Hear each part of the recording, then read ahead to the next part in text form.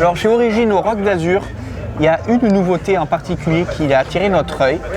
C'est l'Axom GTR Evo Ultra. Et je suis avec François-Xavier Placé, le responsable développement de la marque française, qui va nous en parler, qui va nous expliquer pourquoi Origine a créé un vélo ultra léger dédié aux grandes distances. Alors c'est une demande de nos athlètes ultra distance de notre team qui nous ont demandé un vélo qui soit performant pour qu'ils soient les plus rapides possibles sur leurs courses. Au début on leur a fait un peu une faveur en développant ce vélo pour eux. Et finalement on s'est aperçu qu'il y aurait de plus en plus de demandes sur ce type de vélo. Après quasiment 9 mois d'essai, on a décidé de le commercialiser. Donc il a été essayé sur la BTR Tour de 6000 km avec Denis Morino. Donc c'est passé des cols des Alpes au pavé du Nord. Ça a été utilisé sur la Race Cross France avec Patrick Gill sur 2500 km.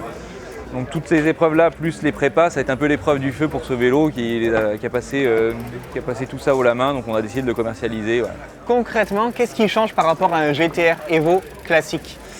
La position plus confortable, plus relevée de l'avant et on peut passer des pneus de 32 dessus. La fibre du cadre est la même. La fibre du cadre est la même justement. D'accord. Donc c'était un petit risque qu'on a pris avec nos athlètes en pensant qu'on s'est dit bon voilà, on leur sort quelque chose de spécifique, est-ce que ça va pas les casser, est-ce que ça va pas les pénaliser dans les moments où ils sont dans le dur.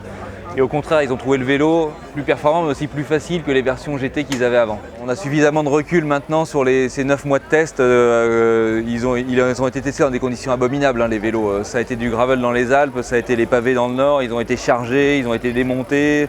Et là, les vélos, faut voir aussi les gabarits. Hein. Denis, il fait 1m90. Il est nageur de combat, il pourrait tuer quelqu'un à main nue, donc un vélo il le prend, il le tord, quoi. Il a un cintre de 46 dessus et le vélo il est nickel, quoi. Alors on continue la visite du stand d'Origine, alors on va passer vite fait sur le gravel Grax 2 qu'on vous a déjà présenté il y a quelques mois. C'est le vélo qui a été élu top gravel de l'année par nous-mêmes. Son petit frère aluminium, le Trail. Alors le Trail, on l'a essayé en vidéo, on va vous mettre le lien. Personnellement, c'est un vélo que j'aime beaucoup parce qu'il correspond exactement à l'idée qu'on se fait d'un vélo de gravel. C'est-à-dire un cadre aluminium performant mais pas trop onéreux, ce qui permet de viser un très bon équipement avec des roues performantes, un groupe adapté, ici un groupe GRX. Et c'est un vélo en fait qui correspond à une grande majorité d'entre vous et d'entre nous qui n'ont pas besoin forcément d'un cadre carbone. Il y a un vélo qui a attiré mon attention, c'est un RS Evo à moins de 6 kg. C'est certainement le seul vélo à patins haut de gamme présent sur un stand de Roc d'Azur cette année. FX, explique-nous pourquoi vous avez fait ce choix, présenter un vélo patin à l'heure où on nous parle du disque à tout va. Tu résumes tout dans ta question, tu parles de choix et le choix on continue à le laisser aux clients qui veulent garder du patin parce que soit ils veulent un vélo accessible, soit ils ont déjà X paires de roues dans le garage en patin et qui veulent pas renouveler leur parc ou tout simplement qu'ils ont une affection particulière pour ce type de freinage. Le patin, ça a plusieurs intérêts, notamment de garder des vélos légers. Là, tu parlais d'un vélo à moins de 6 kg, on a réussi à faire quelque chose autour des 5 kg. Il y a toujours beaucoup de demandes sur du patin. On vend plus de patins que de disques aujourd'hui. Le patin ne souffre pas des ruptures dont souffrent les autres groupes disques. Ouais.